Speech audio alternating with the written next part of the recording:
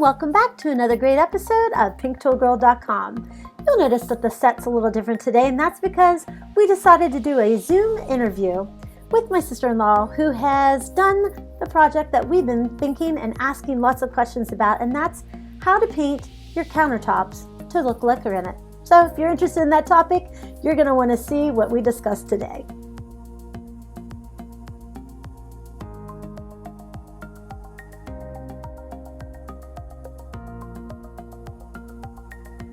To be honest, I love interviews.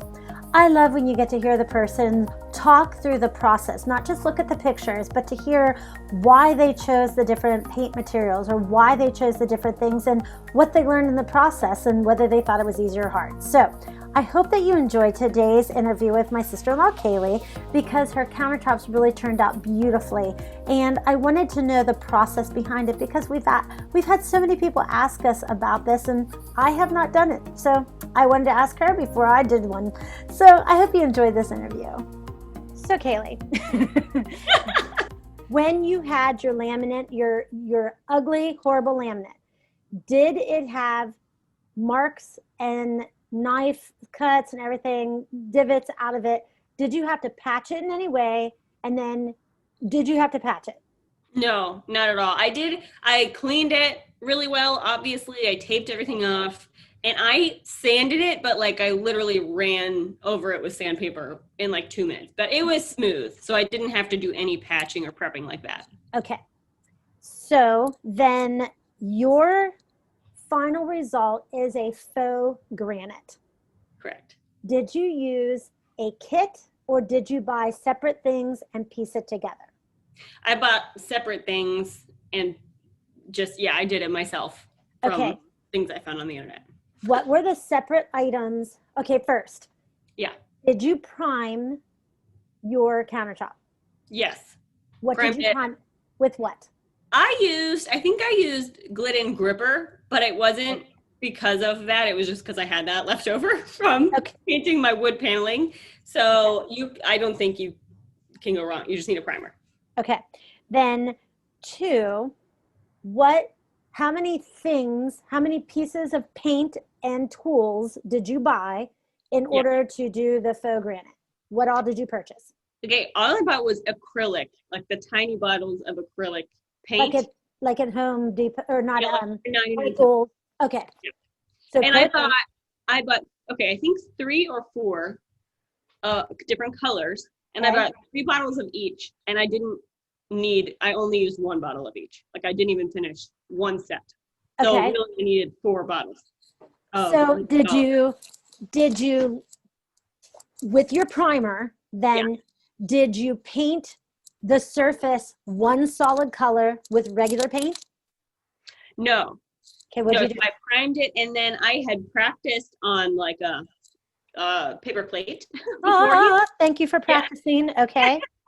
And then I used a sea sponge, which is the hero of granite painting, and I just blotted them all over the primer, and that was it. Oh, so your primer was your base? Yeah. Oh, okay. So you didn't even use another coat. Okay. No. So because I did have, my primer was white and I pretty much covered it, and I had some white pieces in my granite. It mostly was gray, but I had like white flecks in it anyway, so it really didn't. So you sponged your 3 different colors over top of your primer in order to get your granite look. Yes. Okay. Now, was your primer wet when you were doing your sponging, or had you let your primer completely dry? Oh, it was completely dry, for sure. Okay. So you let it completely dry. Yeah. And then you sponged over. Now, with your layering technique, did you allow each layer to dry, or did you do all 3 simultaneously? I did all 3 simultaneously. So I have a video of it somewhere where I made sure the sea sponge was pretty much dry, and I would just blot, like, I had practiced, but it was at that point, it was pretty much like I just added it. Do I think it needs darker? Okay, great. Do I think it needs whiter? Okay, great. And I just went and covered the whole, the whole countertop basically down the line. What was the size of the countertop that you used? Oh, I don't remember. But we had. It was an L, right? It's like it was Yeah, a long run and then yeah, there's side two run. sides. So yeah, there were two L's really. And then you had your bar area or your island area over to the right. Yeah, yeah, it was two L's because I had two sides Yeah. of the kitchen. One came out and the other was side. Yeah. Okay, so you're talking at least an 8-foot section and an 8-foot section. You're talking about at least 16 feet. Oh yeah, it was a lot. Yeah, Okay. it was a lot of countertop. And you're saying one bottle of each of your 4 colors Yeah. did the trick. Yeah, it was crazy. Okay. Now, Yeah. once you were finished, did you seal it? What did you Yes. seal it with? Okay, I used polyacrylic, water-based Okay. polyacrylic to seal it, but I did, I think, 4 coats. Okay. And did you, and obviously, folks, when you do 4 coats, you let it dry in between each coat. Yeah. Rough estimate, how long did it take your polyacrylic to dry between each coats? What did you wait? I read the directions. That was the first I'd ever used polyacrylic, and it said 90 minutes. So I know there was one night I did 3 coats, like 90 minutes apart, but I also did a 4th coat some other time because I was like, I just feel like I should. Okay. Counters. So, Okay. And then you went around your sink too, right? oh yeah. You went around the sink. Did you have a faux lip on your countertop?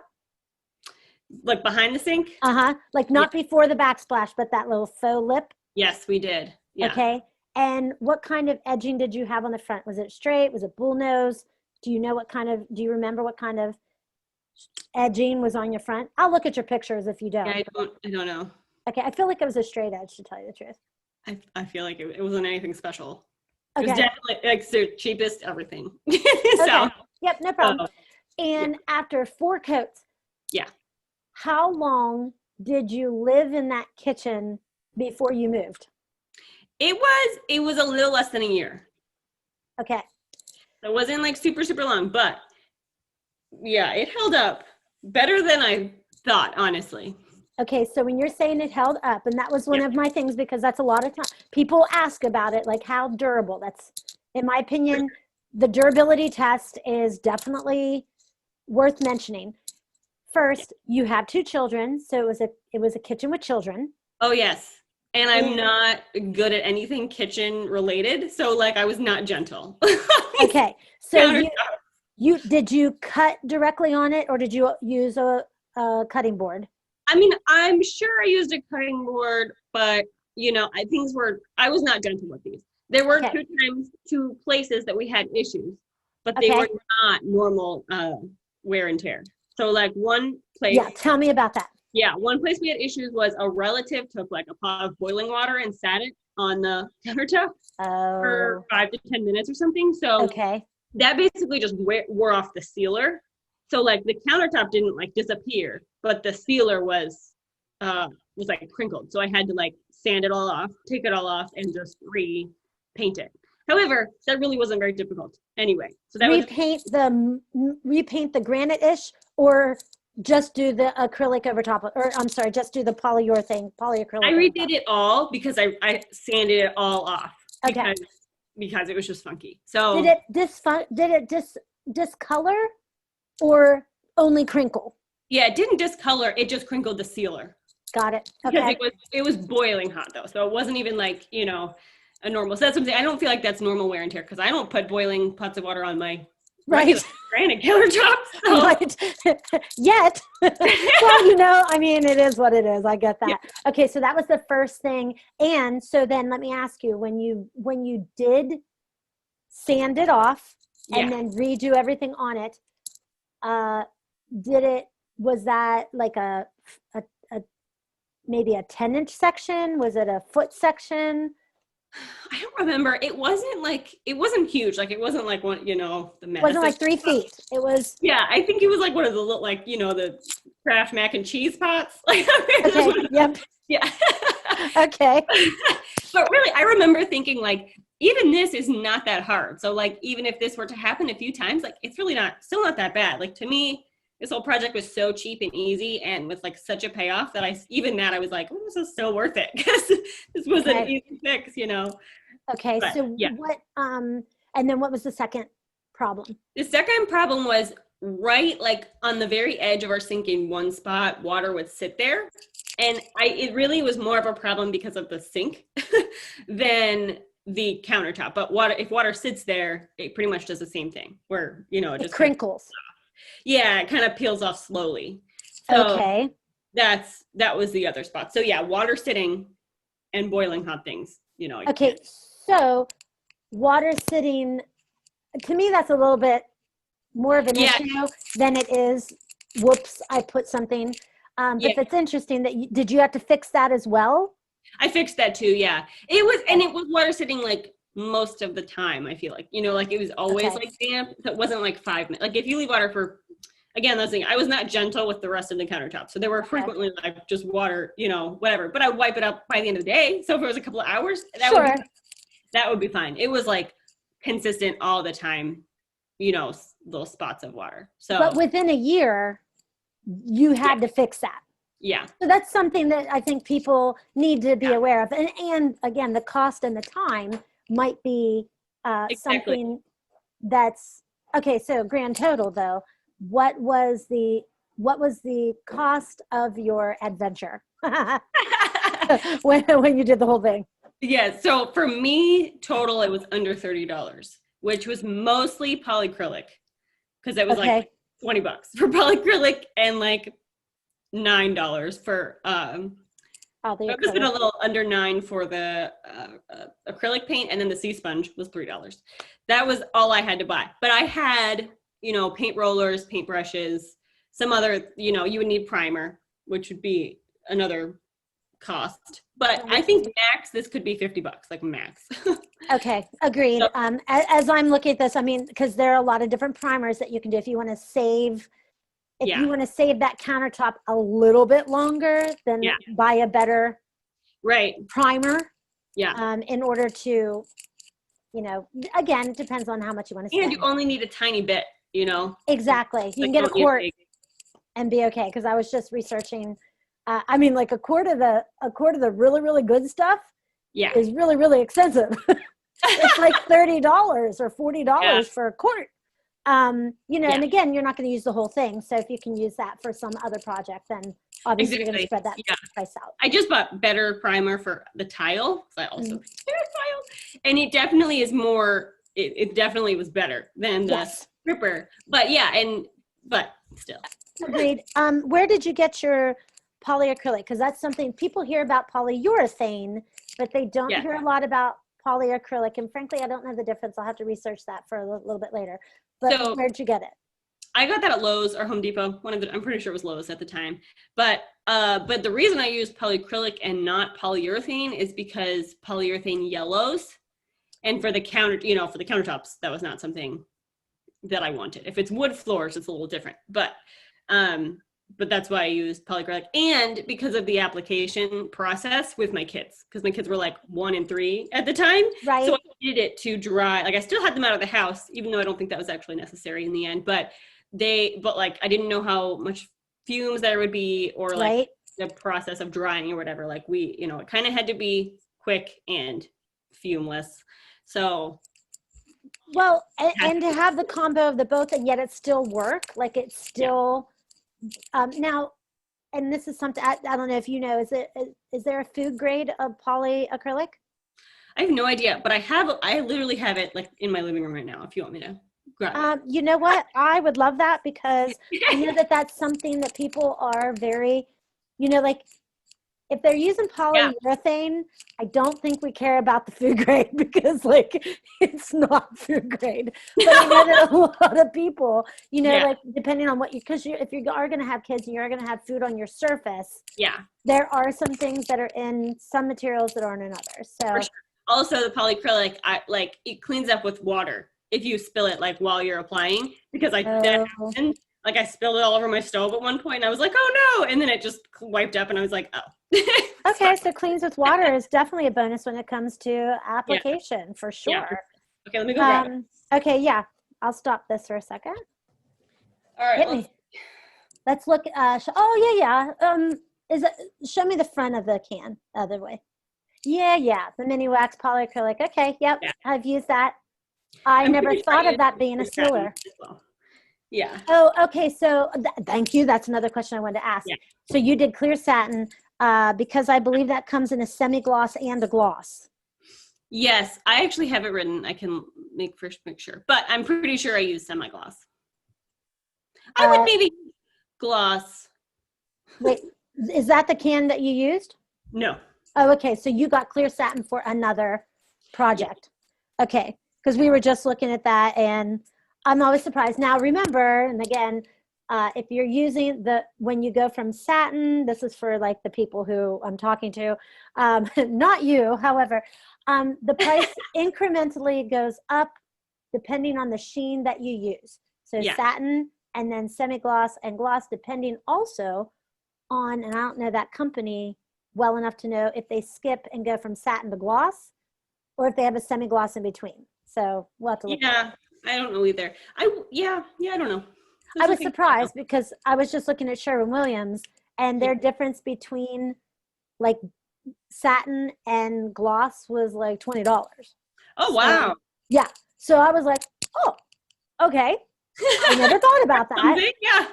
But on a countertop, okay, so you think you use semi-gloss. How did it do with wiping off? Did you feel like it was slick, or did you feel like, sometimes on a satin there's just a little bit of a catch? How'd you feel with your sealer? It was okay, so that's a good question because this was the first time I used this too. So, and the hardest part of the process was sealing it with this because I didn't really know what I was going to do. So I started with like a brush and I was going to try to brush it all on and quickly realized that was not an effective strategy. You're not talking roller brush. You're talking hand bristle brush. Yes. Got it? Yeah, don't do that. A, it would take, 7 times the time. And also it just wasn't good. And then I didn't have like very good lighting. So it was hard for me to even see where it was and where it hadn't put. So I got a regular paint roller. That also was was terrible because of the texture. Yeah. Yep. So I ended up getting a foam roller. Yeah. What I would do now is like just get a smooth. Start with a foam. Yes. Yep. Yes, foam roller. So that's what I ended up using was the foam roller. So, and I still felt like it left like it wasn't super smooth. It was not super smooth. It wasn't I wouldn't say there was a catch either, but it was like a little bit bumpy. However, I felt like in the end it actually worked in my favor because it looked like real granite. So I had like a contractor come and I like mentioned it when I painted the countertops and he was like, "What? These even have the texture of granite." Like he was like didn't believe it. So I think it worked in my favor with the granite, but in the moment I was frustrated by that because I wanted it smooth. But yeah, it was with the foam roller, so you really have to mess with. So let me ask about technique because this is something that we'll talk about when we're doing it. Did you do like 2-foot portions at a time, or did you try to roll it like you would a wall? Well, our counter pretty much had where I started. It was pretty much in 2-foot sections anyway, because there was a 2-foot oven, 2-foot sink. Okay, good. Okay. So I pretty much went section by section, and then the other side was longer, and I basically just went down like with small bits at a time. So yeah, I didn't like pour it and roll.